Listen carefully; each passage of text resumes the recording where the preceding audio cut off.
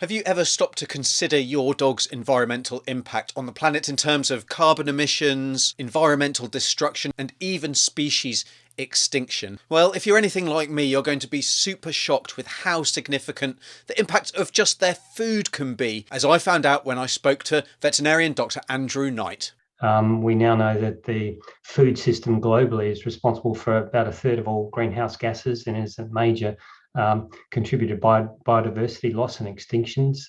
The livestock sector, we know from the most recent study earlier this year in Nature Food Journal, is responsible for about 20% of all global greenhouse gases. It's also a really large user of land and fresh water, and a cause of biodiversity loss and extinction. So being very concerned about these issues, I think this is the biggest global issue of our time. We are living through the sixth mass extinction event. Many people have been looking to plant-based diets as a way to address this, to decrease the impacts of the livestock sector. I was a small animal vet in clinical practice, mostly around London, for about a decade before I went into teaching at a vet school. And I had been wondering about what the effects might be of plant-based diets for cats and dogs, because clearly if they could be healthy on these diets and happy on these diets, then there could be some major environmental benefits. Speaking about the environmental impacts, a lot of people might be saying, well, okay, farming's a problem, and we recognize that there's a high ecological cost. It's not just carbon, it's all those other things that you're talking about with producing meat.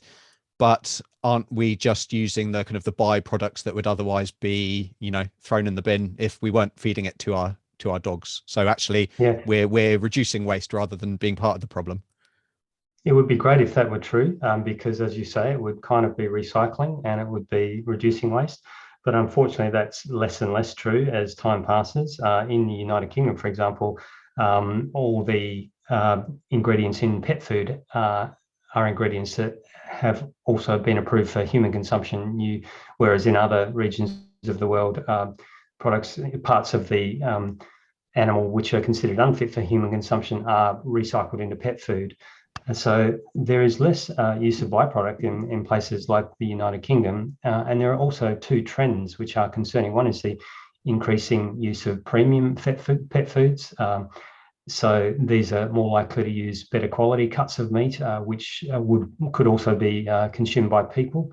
And there is greater use of premium pet food over time, and it's part of a general trend to be providing better standards of care to our animals, which is great. People are expecting better standards as time passes. Over the very long term, we see so-called humanisation of pets. It's been said that dogs have, over a couple of generations, moved from the back garden into the living room, now up onto the bed.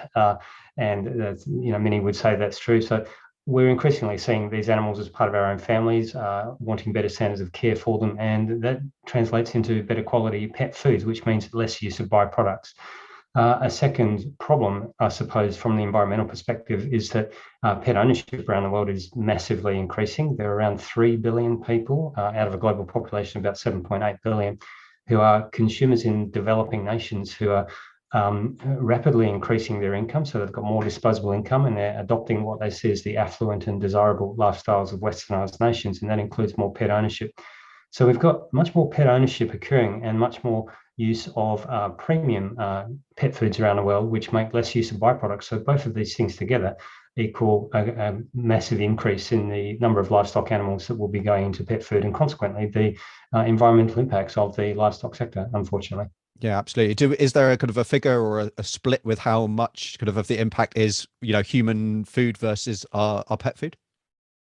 And that's a fantastic question. There was a key study from 2017 from University of California, Berkeley, looking at the environmental impacts of pet food in the United States.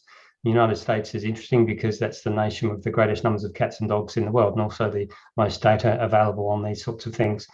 So they demonstrated that looking at the whole of the livestock sector, and we already know from other studies that that has really substantial environmental impacts. It's responsible for 20% of greenhouse gases, for example.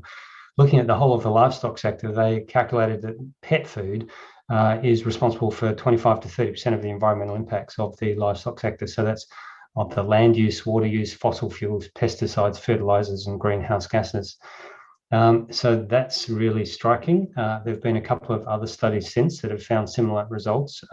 For example, one looking at the ecological footprint of the average Japanese consumer, calculating that a medium-sized dog has a greater dietary ecological footprint than the average Japanese consumer. And of course, the Japanese consumer may be different from the American consumer or the New Zealand consumer and so on, but it does indicate that we have often underappreciated just how large are the dietary ecological footprints of our companion animals, particularly dogs and particularly medium or large breed dogs, compared to those of humans. And so the next step is to actually make meaningful change to how you feed your dog, which may also actually improve their health. And you can find out more by checking out my full conversation with Dr. Andrew Knight, linked on screen now. So tap on that video.